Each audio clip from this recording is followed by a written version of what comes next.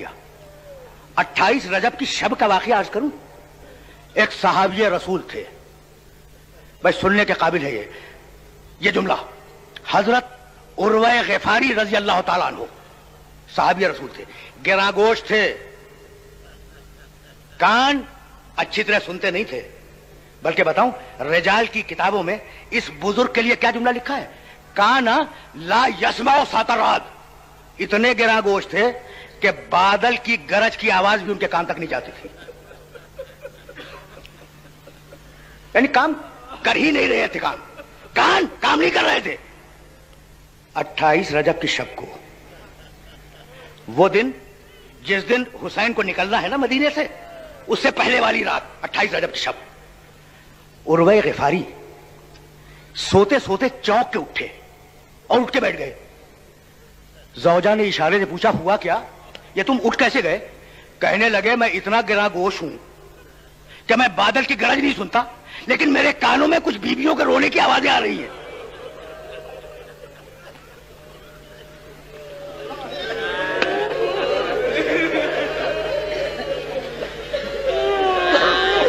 پہنچ گئی نا بات. امام زمانہ نے, تمہارے زمانے کے امام نے, تمہارے زمانے کے امام نے زیارت نائیہ میں جملہ کہا, السلام علی الطارحین عن الاوطان. سلام ہو ان لوگوں پر جن سے بجبر وطن چھڑوایا گیا. کہا میرے کانوں میں گرج کی آواز نہیں آتی, یہ کچھ بیویوں کے رونے کی آواز آ رہی ہے. تو زوجہ نے رو کے کہا, ارے یہ فاطمہ زہرا کی بیٹیاں رو رہی ہیں. بس اجرکم اللہ, اجرکم اللہ. بیویوں نے مدینہ چھوڑا ہے روتے ہوئے. بس اس سے زیادہ عرض نہیں کرنا چاہ رہا ہوں. شہزادی زینب نے مدینہ چھوڑا روتے ہوئے. کوئی اپنی مرضی سے اور اپنے دل سے اگر وطن چھوڑے تو وہ روتا نہیں ہے. سلام ہو ان مسافروں پر جن سے بجبر وطن چھوڑوایا گیا.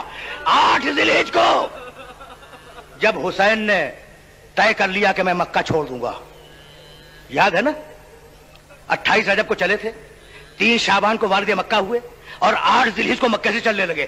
جب پورا سامان سفر تیار ہو گیا تو حضرت عبداللہ ابن عباس رضی اللہ تعالیٰ عنہ آئے حسین کے پاس اور کہنے لگے, حسین رشتہ داری کا بھی ایک تقاضا ہے اور ایک تقاضا یہ بھی ہے کہ تم فرزند رسول ہو, تمہیں مشورہ دینا چاہتا ہوں. چاچا زاد بھائی ہیں, ذہن میں رہے, علی کے چاچا زاد بھائی ہیں.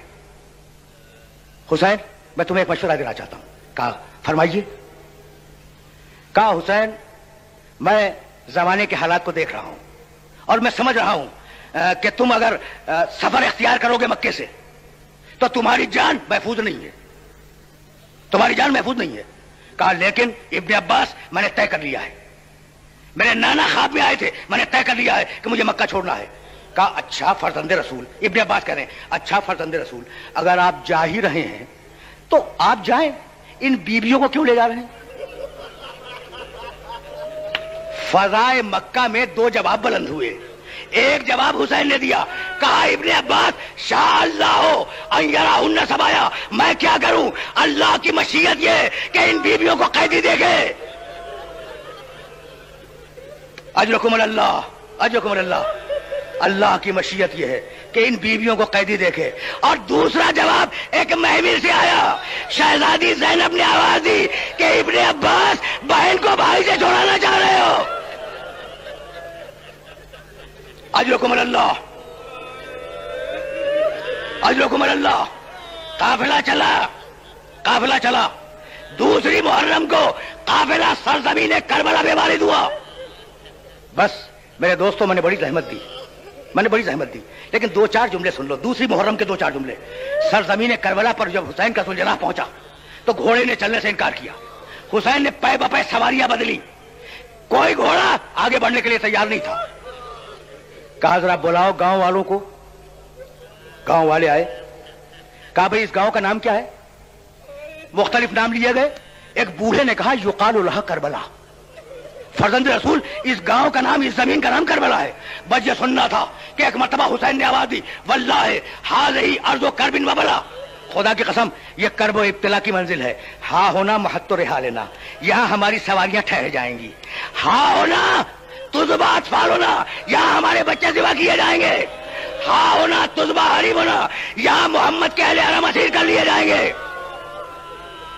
بس آخری جملہ, آخری جملہ, اب اس سے زیادہ زحمت نہیں دوں گا. کہا عباس, عباس خیمے لگاؤ, ٹھہرنے کا بندوبست کرو. سنو گے؟ عباس نے خیمے لگائے.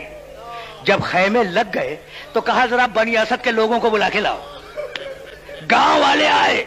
حسین نے 60,000 درہم دے کر 2 مربع میل کا علاقہ خریدا, اور خریدنے کے بعد جب تحریر ہو گیا وہ علاقہ, تو وہ تحریر بنی اسد کے ہاتھ میں رکھ دی اور کہا جاؤ, میں نے یہ زمین تمہیں ہبہ کی, لیکن میری 3 وصیتیں ہیں, میری 3 وصیتیں ہیں.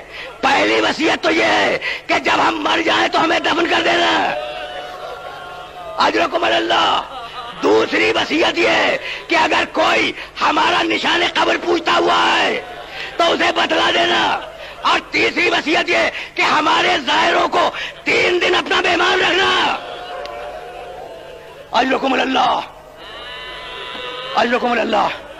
بس میرے عزیزوں, میرے دوستوں, میرے بزرگوں, تم نے گریہ کیا, گریہ کیا, مجلس تمام ہو گئی, لیکن اب آخری جملہ بھی سن لو. بنی اسد کے مردوں سے وصیت کی کہ ہمیں دفن کر دینا. جب مرد جا رہے تھے تو پکار کے کہا حسین نے, بنی اسد کے مردوں ذرا اپنی عورتوں کو بھیج دینا.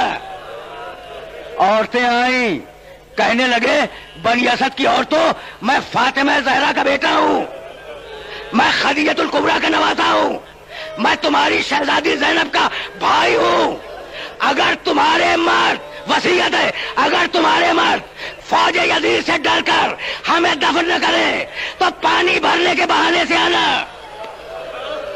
اور ہمیں دفن کر دینا. عورتیں روتی ہوئی چلی تو پکار کے کہا اپنے چھوٹے چھوٹے بچوں کو بھیج دینا. جب بچے آئے تو حسین نے کہا بچوں, میں بھی تمہارے جیسے بچوں کا باپ ہوں, میں اصغر کا باپ ہوں, میں سکینہ کا باپ ہوں, میں اکبر کا باپ ہوں. اگر تمہارے باپ اور تمہاری ماں ہمیں دفن نہ کرے تو کھیلنے کے بہانے سے آنا اور ایک ایک مٹھی خاک ہمارے لاشوں پہ ڈال دینا تاکہ ہمارے لاشیں بے گناہ